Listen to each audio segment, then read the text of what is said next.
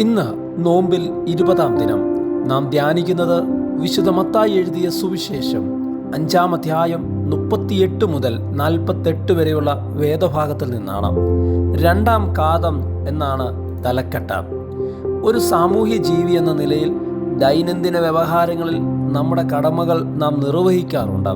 ചിലത് സ്വാഭാവികമായും, ചിലത് ലാഭേച്ഛയോടെയും, ചിലത് നിയമം അനുശാസിക്കുന്നത് കൊണ്ടുമാണെന്ന് മാത്രം.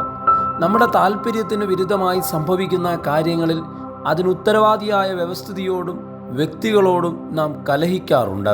മാനുഷികമായ ഭാവത്തിൽ നിന്നും ദൈവിക ഭാവത്തിലേക്ക് ദൈവസ്നേഹത്തിൻ്റെ നിദർശനമായി വർത്തിക്കുവാൻ ഈ ഭാഗത്ത് യേശു നമ്മോട് ആവശ്യപ്പെടുന്നു.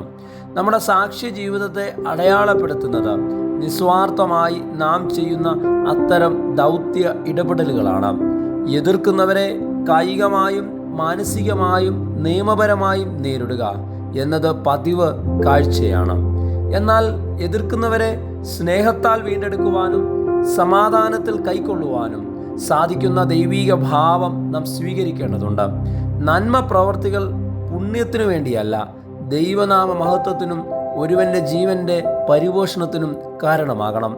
അതിന് ഒരു കാതം നാം കൂടുതൽ നടക്കേണ്ടതുണ്ട്.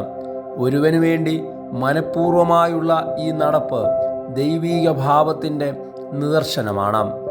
കുറിയന്നൂർ സ്വദേശി ജോൺ മാത്യു അച്ഛൻ്റെ സഹധർമ്മിണി ലിസി മാത്യു കൊച്ചമ്മ അച്ഛൻ്റെ മരണത്തിന് ശേഷം സമീപ പ്രദേശങ്ങളിൽ താമസിക്കുന്ന വൈദവ്യം അനുഭവിക്കുന്ന സ്ത്രീകളുടെ ഇടയിൽ നൽകി വരുന്ന കൂട്ടായ്മയും ശുശ്രൂഷയും ഒരു കാതം കൂടുതൽ കൂടെ നടക്കുന്ന ദൗത്യ മാതൃകയാണ്.